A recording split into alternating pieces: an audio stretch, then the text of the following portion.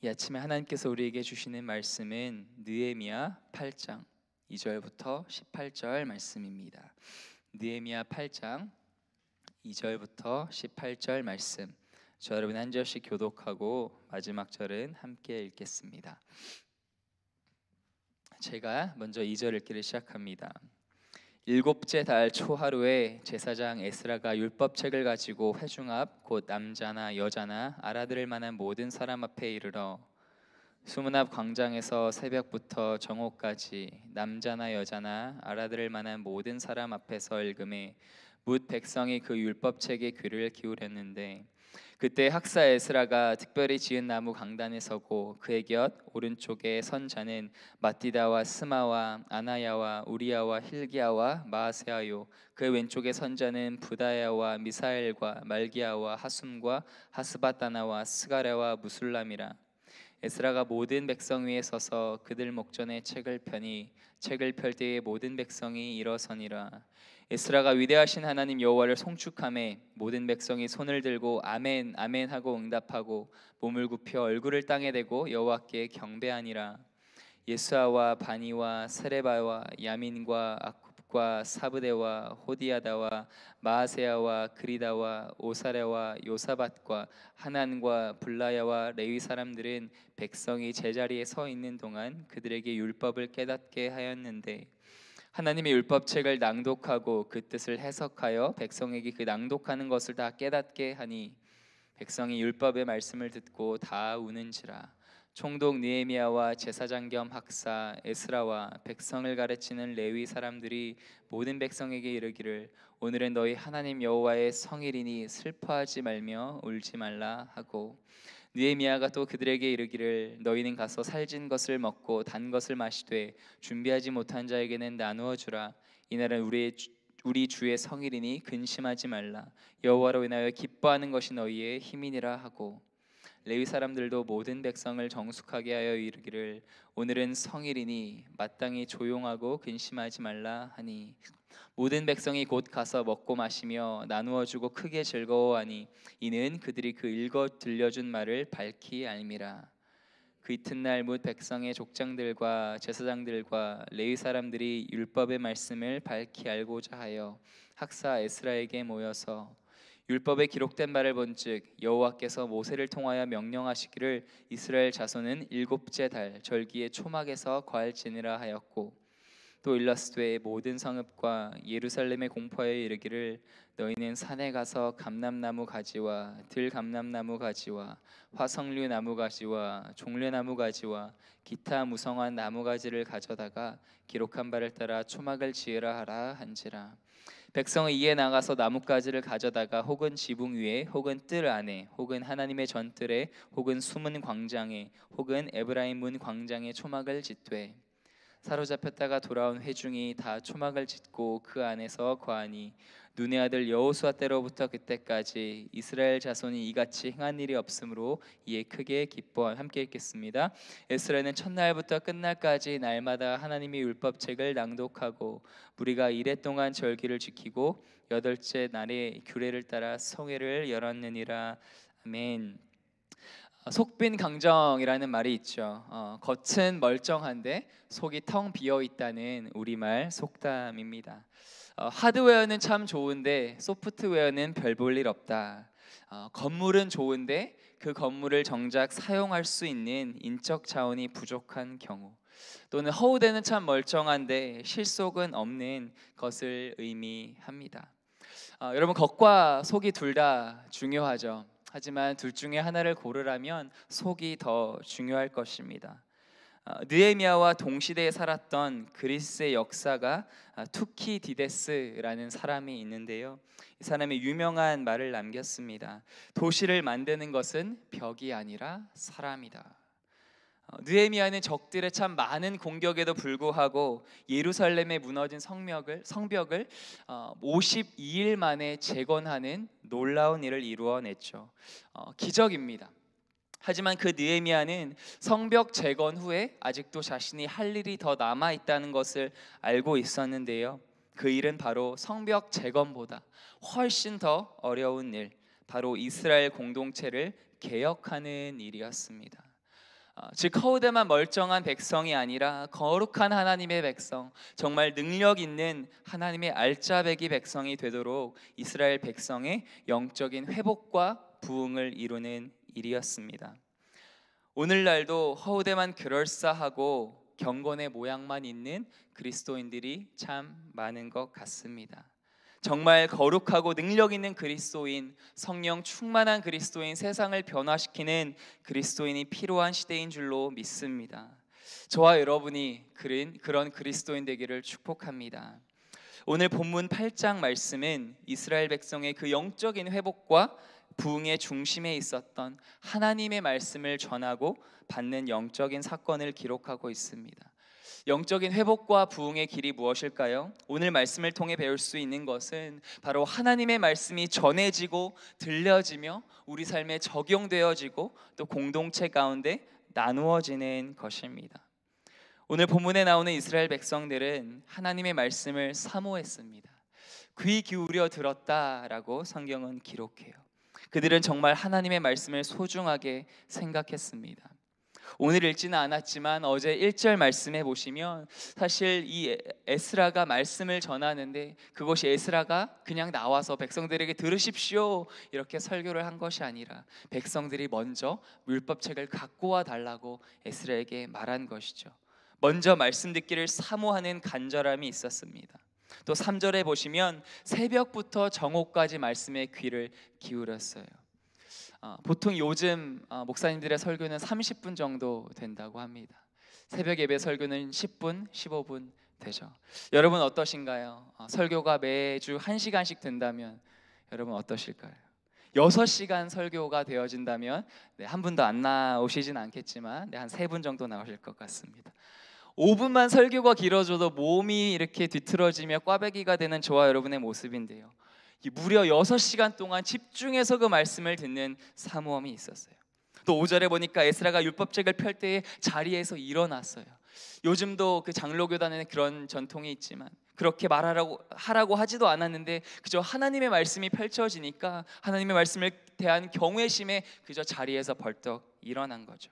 또 6절에 보니까 손을 들고 아멘 아멘 화답하고 찬양합니다. 몸을 굽혀서 얼굴을 땅에 대고 하나님을 예배해요. 저와 여러분은 얼마나 하나님의 말씀을 사모하고 귀 기울여 듣고 있나요? 설교 시간이 혹시 지루하지는 않으신가요? 제가 대학교 때 사실 돌아보면 가장 영적으로 뜨거웠던 때가 대학교 가기 전 그 시니어 마치고 여름이었던 것 같습니다. 그때 일주일에 4-5번 이상을 교회에 가며 여러 집회들 한국에서 가고 정말 하나님을 사모하고 갈망했어요. 그래서 매번 눈물 없이 예배를 드릴 수 없고 그런 간절함이 제 마음에 있었는데요, 그렇게 이제 인디애나로 대학을 갔습니다. 그런데 그때 심호하시던 목사님께서 2세 목사님이신데 한국어로 사역을 하셨어요. 그래서 한국말로 설교를 하시는데 잘 알아듣지도 못하겠고 유머를 하시는데 재미도 없고 정말 은혜가 하나도 되지 않는 거예요. 그래서 일주일에 정말 5번을 말씀을 집회를 가고 그렇게 아뜨고 했었는데 정작 대학에 갔는데 말씀이 들리지를 않는 거예요. 은혜를 제가 매주 못 받았습니다. 그렇게 참 고민하고 참 힘든 시간을 보내다가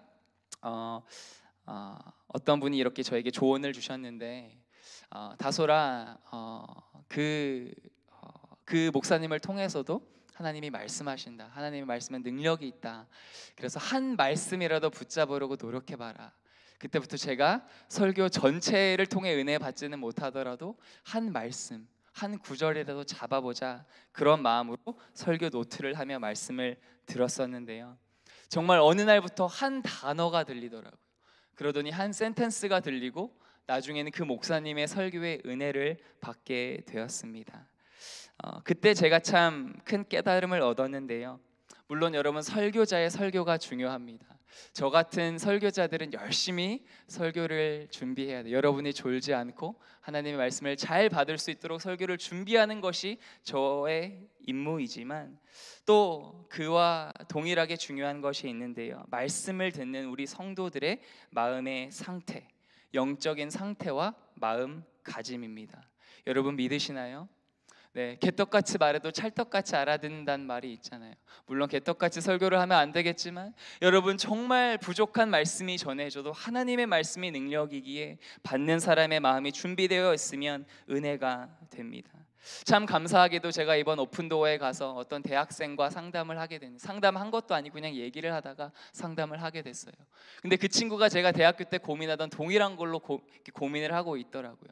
그래서 제 경험을 이렇게 얘기해주며 그 친구를 위로할 수 있었습니다. 여러분, 기독교는 말씀의 종교입니다. 하나님은 말씀하시는 하나님이시죠. 그것도 그냥 말씀하시는 것이 아니라 오늘 나에게 말씀하시는 하나님이에요. 주석 중에 Bible Speaks Today라는 주석이 있어요. 오늘도 말씀을 준비하면 좀 봤는데요, 성경은 오늘 말씀한다, 하나님은 오늘 말씀한다는 그런 주석, 참 너무 제목이 좋습니다. 여러분, 하나님의 말씀을 사모하며 말씀을 듣고 읽고 묵상할 때에 저와 여러분에게 하나님의 말씀이 들리는 축복이 함께하기를 축원합니다. 우리에게 하나님의 말씀이 임하면 어떤 일이 일어날까요? 첫 번째, 우리의 죄를 깨닫게 됩니다. 9절, 백성이 율법의 말씀을 듣고 다 우는지라. 하나님의 말씀은 마치 거울과 같습니다. 거울을 통해 우리는 세 가지를 보게 되는데요, 첫 번째, 그 거울에 있는 유리를 보게 되죠. 그리고 그 거울에 비친 내 모습을 보게 되고, 또 거울을 통해 볼 수 있는 내 주변에 있는 다른 것들을 보게 됩니다. 첫 번째, 유리를 보게 됩니다. 성경은 하나님 자신을 보여줘요. 우리는 성경을 읽으며 하나님은 어떤 분이시고 어떤 일을 행하셨는지 예수 그리스도를 궁극적으로 보게 됩니다. 또 두 번째로, 거울에 반사되어 보이는 내 모습, 나의 더러운 얼굴, 나의 죄, 나의 그런 죄된 모습들, 죄악들을 보게 됩니다. 또 하나가 있는데요, 그걸 보면 어떻게 되죠? 이렇게 제 주변에 있는, 방에 있는 다른 것들이 보이죠. 정리 안 된 더러운 것들, 또 그것들의 공허함과 부질없음이 보입니다. 나뿐 아니라 모든 인간이 죄를 범해 하나님의 영광에 이르지 못함을 깨닫게 됩니다. 오늘 본문에서 이스라엘 백성들은요, 그 말씀이신 거울을 봤을 때 거룩하신 하나님을 보았고, 자기들의 죄를 보았고, 또 나뿐만 아니라 모든 백성이 그런 죄인이라는 것을 보게 되었어요. 그래서 하나님의 뜻대로 살지 못한 자신들의 죄를 깨닫게 되어 울게 되었습니다. 그런데 느헤미야와 에스라는요, 백성들에게 울지 말라고 명해요.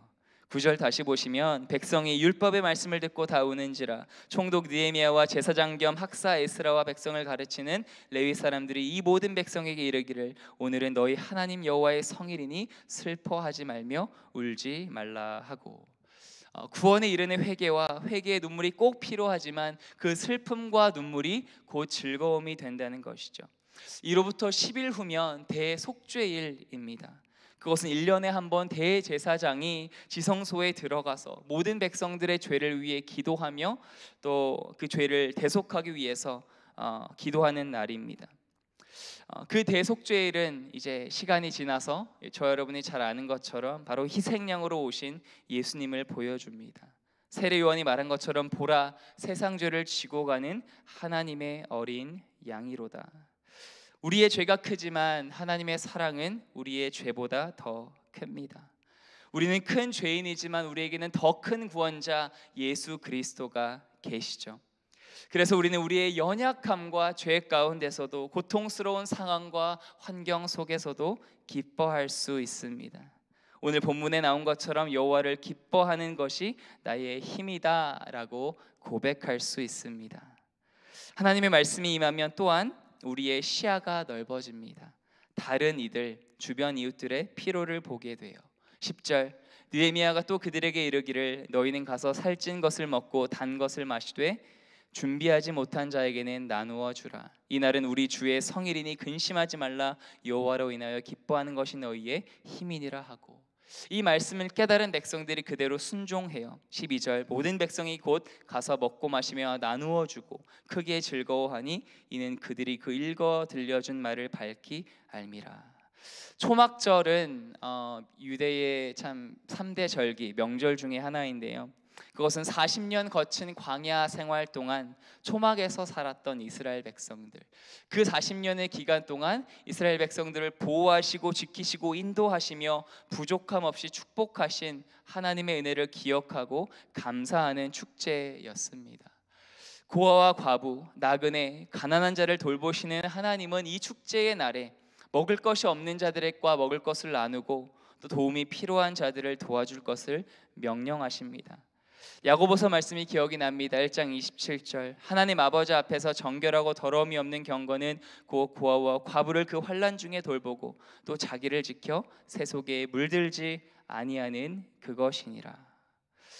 여호수아 때로부터 한 번도 제대로 지키지 않은 초막절을 말씀의 순종에 다시 지키며 이스라엘 백성들은 과거 그리고 현재 그리고 미래를 돌아보았을 것입니다.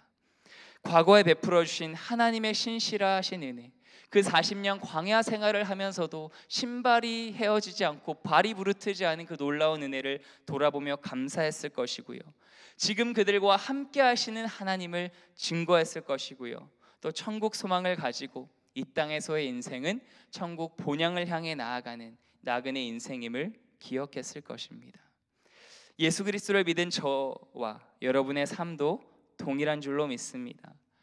저 여러분의 삶에 하나님께서 과거에 베풀어 주신 은혜가 얼마나 많을까요? 참 헤아릴 수 없을 것 같아요. 기도가 안 될 때는 어떻게 하죠? 과거에 베풀어 주신 은혜를 생각해 보면 기도의 문이 열리죠. 또 지금 나와 함께 하시고 나의 삶을 인도하시는 하나님을 증거합시다. 또 천국 소망을 가지고 하루하루 믿음으로 살아가는 인생이 저와 여러분의 인생입니다. 말씀을 마무리하겠습니다.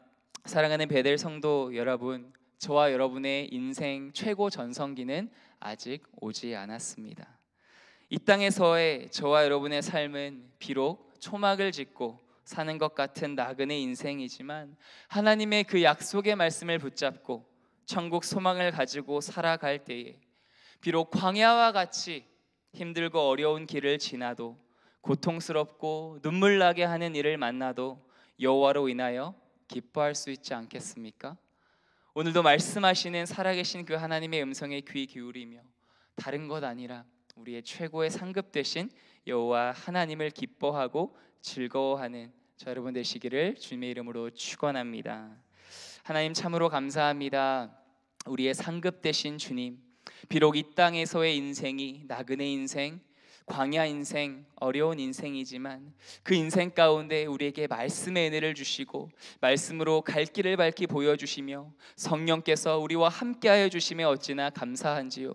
오늘 하루도 하나님 참 많은 일들 가운데 또 만나야 하는 사람들 가운데 우리가 더욱더 주님을 의지하며 나아갈 때에 하나님 말씀이 들려지는 은혜를 허락하여 주시고 그 말씀 오늘 하루도 붙잡고 담대하게 또 거룩하게 또 신실하게 이 하루를 살아갈 수 있도록 은혜 베풀어 주시고 축복하여 주시옵소서. 감사드리며 살아계신 예수님의 이름으로 기도드립니다.